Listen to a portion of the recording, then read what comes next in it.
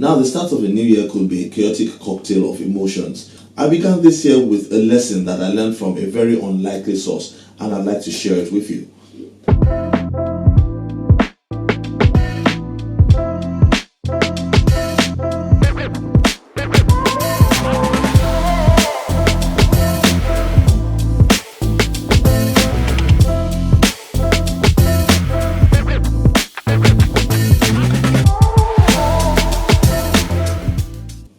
A very happy new year to you, and my prayer for you is that 2026 will be much better, more successful and prosperous than 2025 ever was.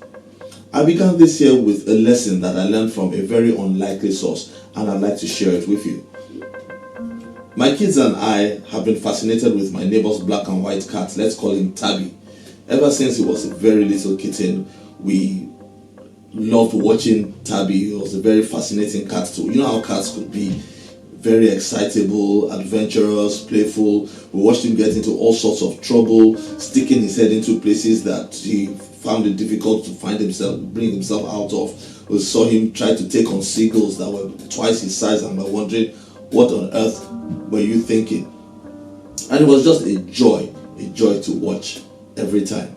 However, on the first day of this year, I was in my living room, pacing with my coffee in hand, like I usually like to do when I'm thinking, praying, and meditating. And as I looked out my balcony window, I saw Tabby in a different light than I have ever seen him before. Gone was the playful kitten, gone was the lazy adult. He was moving stealthily, creeping low to the ground with purpose, very slowly, very stealthily. And I wondered what he was doing, and as I followed his line of sight, I saw that he was going for the fence, and right on top of the fence there was a squirrel sat, and as he got to the bottom of the fence, he crouched low like he was about to leap and bring that squirrel down. You could see that the hunter in him was alive that morning. The surprising thing was that the squirrel did not even make an attempt to escape. It did not make an attempt to run for its life. It did not die. It was just sat there unmoved, in fact almost bored looking.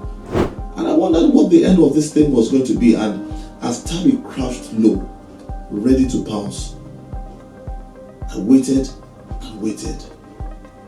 He never pounced. But more interestingly, the squirrel never ran either. And they just sat there in a stalemate, looking at each other. And at some point, it looked like the squirrel just got bored, turned, and scampered off into the trees close by. Now, the start of a new year could be a chaotic cocktail of emotions, ranging from excitement at the newness of the year, fear of the challenges and possibilities of failure that may lie ahead of you, or it could be sadness and depression emanating from the failures and disappointments of the previous year. But one thing is sure for everybody, that when the fireworks are over, when the food is finished, and the friends are long gone, everyone is left with the question, how is this year going to unfold? Enter New Year resolutions. Now, as a pastor and someone who just generally loves to talk to people, I've had quite a few conversations around the topic of New Year resolutions. And the general vibe I found these days is that people just cannot be bothered. It looks like people just don't care, nobody wants to try again. And the reason is not far-fetched. Year after year after year, we make resolutions. We decide we want to get physically healthier this year. We want to lose that weight. We want to be better in our relationships with our family members. We want to handle money better. We want to be more disciplined with our time. We want to start a new course. We want to learn a new instrument. We want to learn a new language. And we begin in January with zest and zeal. Maybe it's just in an attempt to overcome the winter blues. But it seems like once January is past, February, maybe March, momentum begins to fizzle out. Drive begins to die. And before the middle of the year, all the resolutions out the window, and usually leads to disappointment in yourself, sadness, depression. And maybe we become like Tabby, who probably out of experience, he probably had tried jumping that fence a couple of times, maybe to catch a squirrel or a butterfly or whatever it was. And he had learnt from experience that he couldn't get past a certain height. And so he didn't even bother on that morning when I was watching him.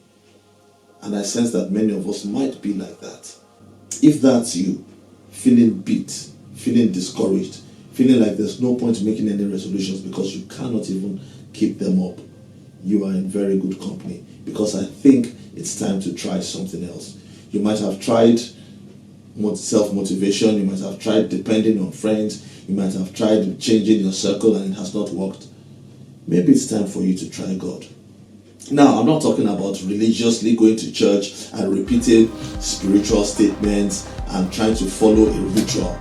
I'm talking about a soul level seeking, a thoughtful, deliberate and intentional search to find out, is there really someone bigger than me who I can rely on, who I can depend on and turn to when my strength is gone? Is there really some power that is available greater than my own abilities, greater than my own attempts? So I'm talking about looking at the evidence, weighing it, and exploring and giving yourself time to arrive at a reasonable conclusion for yourself.